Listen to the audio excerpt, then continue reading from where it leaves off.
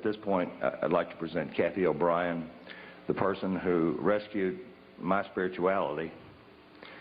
Wasn't a bad guy, but I needed that extra push, and I'm mighty proud to have been with her for over 8 years now.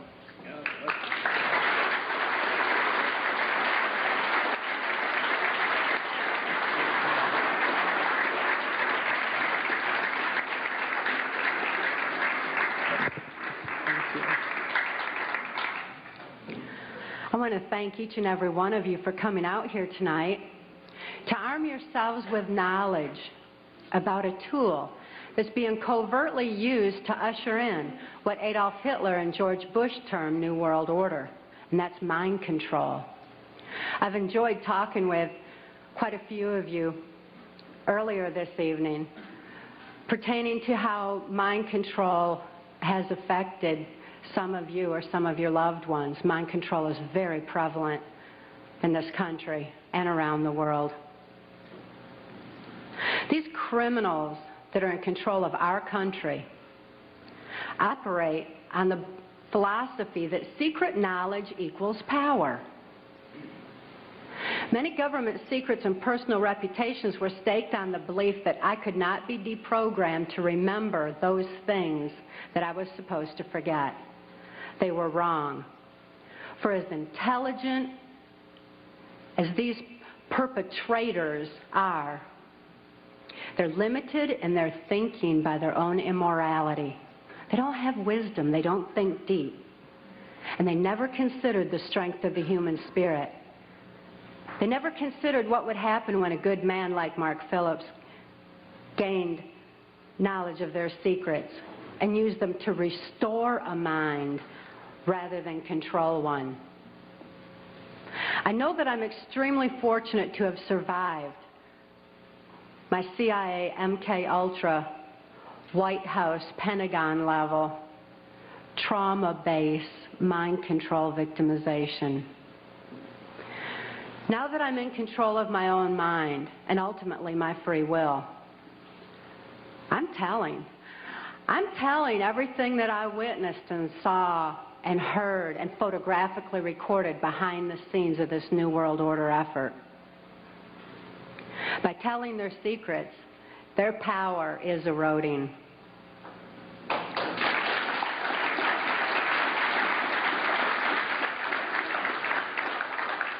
I also speak out to give voice to the many mind control victims and survivors out there who can't think to speak out and tell what they know and what they've endured. I speak out for the sake of my daughter, Kelly, who's now 16 years old and is a political prisoner in the custody of the state of Tennessee, where she's being denied any rehabilitation due to the political affluence of her abusers. She's counting on Mark and I to get this word out on her behalf. For Kelly's sake and for your sake, Mark and I have gone to great lengths to document the facts and the truths that are listed in our book, Transformation of America. Transformation of America is self-published, uncensored, so that you can have the facts that you have a right to know and a need to know. These truths have been covered up and kept from all of us for a long time under a blanket of so-called national security. This is the same blanket of national security that has prevented us from obtaining justice despite the extensive evidences and documentation we have. We have over 27,000 documents and evidences. Government insider testimony, medical records, more than enough evidence for any legal procedure in this country, including congressional. But this blanket of national security has stopped us from obtaining justice. It's time for truth to prevail. It's time that these truths were brought to light for the sake of humanity as we know it. I'd like to begin by defining mind control. by my experience. I realized that my experience was extreme, that the extensive, total robotic, absolute mind control I endured is more limited than the kind of mind control that's proliferating in society. Mind control has kind of a sliding scale where you've got the total robotic mind control on one side, and you've got mind control that's proliferating, such as in occultism in this country, or Global Education 2000, where children are losing their freedom of thought and their ability to critically analyze. There's so many different aspects of society that are affected by mind control in varying degrees. It's imperative that this information get out. And as I explained, my victimization, it certainly can be applied to all different facets of mind control and mind manipulation. And as Mark and I have heard so many, many times from people who have read the book and heard us speak out, that this is a thread that's tying things together. All of a sudden, this whole new world order is making sense. The erosion of constitutional values, the erosion of morality in this country, all of a sudden, it begins to make sense when we learn about mind control. I was born in 1957 in Muskegon, Michigan, to a multi-generational incest-based family. This means my father was sexually abused as a child, my mother was sexually abused as a child, and they were sexually abusing me. My father sexually abused me as far back as I can remember, and I've often heard him state that he began substituting his penis for my mother's nipple while I was still an infant. I tell you this so that you can understand that my sexuality was confused in infancy. It was put into an area of my brain that's much like survival, like eating and drinking would be.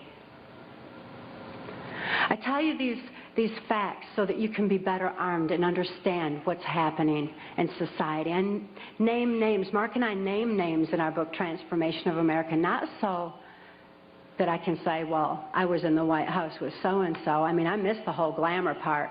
But this is so you know who the problem is and where these problems lie. The sexual abuse that I was enduring was so horrific that I developed dissociative identity disorder.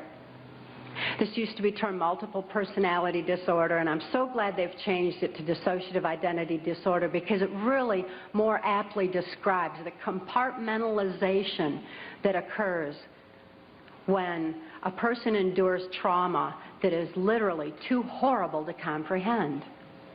Even though I couldn't understand that what my father was doing was morally wrong, the pain and the suffocation of his abuse was so extensive that I developed dissociative identity disorder. It certainly was incomprehensible. There was no place for it in my mind to deal with such horror. Therefore, I developed a compartment in my brain, a little area behind amnesic barriers that was actually the neuron pathway shutting down in my brain in order to compartmentalize the memory of the abuse so that the rest of my mind could function normally as though nothing had happened. So if I'd see my father at the dinner table, I didn't remember sexual abuse. But as soon as he unzipped his pants, the part of me, that part in my brain that knew how to deal with that horrific abuse, the neuron pathways actually physically opened up so that that part of my mind could deal with my father again and again and again as needed. I certainly had a lot of experiences within that compartment that dealt with my father's abuse. But I didn't have a full range of perceptions. I had a very limited perception, a very limited view. Therefore, I'm so glad it's not termed personality anymore. I developed another compartment in my brain to deal with my mother's abuse. Her abuse was primarily psychological.